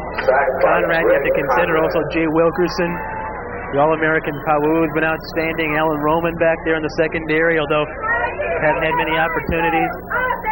Just been a complete team effort. And as Swearigan says, when you come to Saddleback, when you recruit players, you have to be willing to sacrifice some of your individuality or go somewhere else and play. And there's a lot of pride he instills in becoming a Gaucho, and it reflects on his players out there today. Well, these two coaches didn't rack up the victories they have without coming up with a team kind of concept. That has been the basis of it. Second down. The Hornets with about 21 yards to go. Williams under all kind of pressure now, and he'll go down again. There he is, 35, Jay Wilkerson. Perhaps lobbying late in the election here. A little premature, but he's got my vote. He'd like to take some hardware home with him too. 3 minutes, 22 seconds and counting. The Gaucho fans and teams just ready to explode over there. And you know, I really believe, being around these two coaches for a few years, that they have a deep respect for each other. Oh yeah. They're going to come out and play hard against each other, but they appreciate the success that's happening on both sides of the field. The Hornets, they've won two. It looks like the Gauchos, and barring divine intervention, are going to go away with a win here, 30-13. And acclaim it the #1 team in the nation. They may have a shot at it. Snow, Utah. Oh, that one snapped over Richard Williams' head into the end zone. Richard picks it up. Now we got a little rugby game going. Richard trying to get it. Now he does a little juke, throws the ball away, and a flag goes flying. That's going to be a safety. Any flag in the end zone is automatically 2 points. Intentional grounding in the end zone would automatically be awarded 2. Richard will not ask for the film of this game. And another flag goes flying. And Knutson did some talking. Mike Knutson, the first team All-American on the JC grid wire. You got to know that the big fella's pride is a little hurt right here, and that's just going to make a difference in the score, not the outcome, folks. 32-13 right now. The safety, part of the scoring here. 7-0. The Gauchos went up on a Fickling 1-yard run. Young Kite passed 10 yards from Jason Spitz, 14-0. Hornets came back with a 14-yard fake on a field goal to make it 14-7. A 49-yarder by Tracy Rutkowski made it 17-7. 13-yard run by Smith, 24-7. The Hornets came back with Vega stealing the ball away, 24-13. And the wheels have kind of come off the cart since then, David. Unbelievable. The Gauchos finally playing well in the Pony Bowl, something they haven't really done. In fact, they really didn't play well the one game they won against San Diego Mesa, a game which most people didn't see because of the tremendous fog that night. Getting blown out by Cerritos once, losing to Fullerton twice, last year in the last minute. And a tremendous, as you said earlier, monkey off their back to finally emerge and break through with that win. And a shift in the balance possibly in Orange County football. On the north side there, and Coach Sherbeck and his group may try to put some lead back and get the balance going their way again next year. It does make the rivalry even more creditable now, doesn't it? Oh, yeah. You really got a rivalry going now, folks. If they meet next year, get on out here. About 6,000 of them here. The rivalry really brewing right now. 2 points on a safety. The penalty afterwards will move it back from the 20 back to the 10-yard line, half the distance. And Fullerton right now over a football field in penalties, 118 yards. Glenn Garson doing our stats today. We want to thank him. The 1985 Pony Bowl, Kathleen Lilly, SID at Fullerton College, Dave DeBerry. All of them outstanding. Great people. We've really been fortunate to work in two conferences where they maybe have the top SIDs in America. They really take it serious down here. Schabowski kicking it away from the tee. Alvin Pierce picks up on the first hop at the 40-yard line. Pierce goes down short of the 50-yard line. But things right now remain to be academic. 32-13, also 2:34 to go. Also, while we're at it, the pictures you see there, let's give some people some well-deserved credit for making these pictures part of it. Steve Harris directing, all the fine people, John Franco, the list goes on and on. Literally a cast of thousands. Mike Moore, the maestro of the whole thing, all responsible for bringing these pictures to you today. And we're running a little late on time, so we won't be able to bring you a post-game interview. But we will say that we want to thank all the people, Mike Moore especially, who's taken over as chairman of the communications division, and he's got a few things to do. He's been sticking with us all year long, hanging in there. This is a M-O-O-R-E. He told me I had to say it if I wanted to work anymore this year. We love you, Mike. Offsides against the Hornets. Wait a minute, don't cheer from the folks here on the Hornets side. They're tired of cheering, I guess. They've waved the white flag today. Starting to march out. Saddleback fans hanging in there pretty good. Actually, I believe on the home side here, it appears that the Hornets had a few more fans. They are a great group. Many times we go places and do Hornet games, David, and the Hornet fans outnumber the home team. So they have a loyal following after 25 years of head coach Hal Scherbeck. And the silver anniversary guy will have to wait until next year for 200, but it'll be there. And no doubt he'll be around. How about Al Fiola, also number 25, the defensive staff for the Hornets, with Jeff Jesperson, Bob Mitchell, Mark Allen, and Nate Woods. On the offensive side, Sampson, Glenn Thomas, Dick Campbell, and Jerry Mejia. And Saddleback, first down and 5. They have a new quarterback in there, number 8, Pat Haggerty.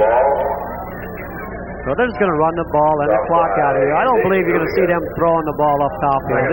These two coaches think too much of each other. I tell you, they're loaded. A guy like Haggerty, Tustin High School grad, went on to Air Force, where they say he stayed long enough just to get his hair cut, and then came back locally. And to play here, they say they have tremendous depth at the quarterback spot. If it weren't for Jason Schmidt, a guy like him could have had an outstanding year as well. So the Gauchos just loaded from top to bottom. Tremendous depth, great offense, good defense today. They were clearly the best team on the field. Joe Haggerty trying to direct the last couple minutes. Gets it to number 48 of the Gauchos, Remy Ramatula. I'm glad I got to say that. Been working on it. I'm glad you did too. It made my day. Minute 17 to go. A lot of ex-Hornets coming back here today. Dave Robinson, the son of John Robinson, head coach of the Rams here, former Hornet tight end.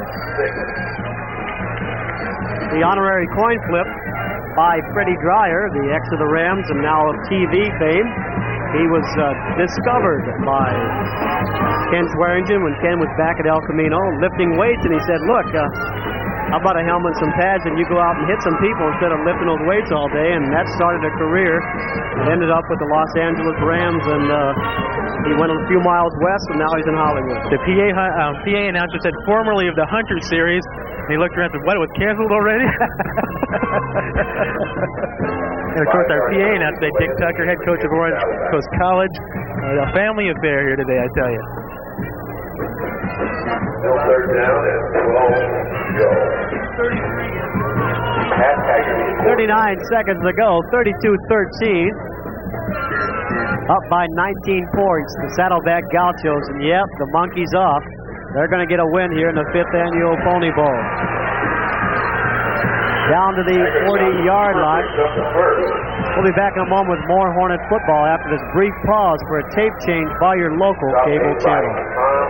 From this encounter, right now the Hornets have got to feel good about what they were able to do this season, David. They started off 1-2. Nobody thought they had a chance for the Pac-9 title, and yet they did it. They went up north in the Cougar den, so to speak, and defeated a Taft team that was highly ranked. Very good team. So they have to still not go away from this season believing it was a failure. Oh, yeah, 7 straight wins, and also number 7 ranking in the country coming into today. And you start off 1-2, it's a tremendous accomplishment. But for today, the Gauchos are number 1. And the clock runs down on the season for the Hornets, and the Gauchos celebrating on the far side. They take a 32-13 victory over the Fullerton College Hornets. And David, turnovers in the early going, Jason Schmidt just too much for the Fullerton College Hornets. He was outstanding. We'll conduct our own official poll. We don't know what the final overall results will be, but hands down, Jason Schmidt has to be MVP of the Pony Bowl. He has to be, and the offensive and defensive players capping off a great season for the Mission Conference champion Saddleback Gauchos, and of course head coach Ken Swearingen. Victory number 191. And a bright note will give John Green Offensive Player of the Game. If you count the bowl game stats, he'd have moved into number 2 on the all-time single-season rushing list. Defensively, probably Jay Wilkerson, outstanding Player of the Game. And for Hal Scherbeck, we'll have to wait to 1986 to get elusive victory number 200. Well, Fullerton College Television, I'm sure, will be there for that one in 1986. And David, we've been around in 1985. Any final words? Well, it was a tremendous season. Once again, it was a pleasure working with you again, and maybe someday we'll do it again soon. But for the Hornets, starting off 1-2, turning the season around, looking forward to 86 and a rivalry in Orange County. That'll wrap it up for the 1985 Pony Bowl and our coverage of Fullerton College football. A special thanks to all the folks behind the scenes. A very special thanks to executive producer Mike Moore. For Dave Lewis, our special stat guy today, Glenn Garson, and Kathleen Lilly, SID in Fullerton. This is Lon Brunk with a reminder, the final score, the 5th annual Pony Bowl. Saddleback, yep, they did it, 32-13 over the Hornets. Thanks for joining us in 1985.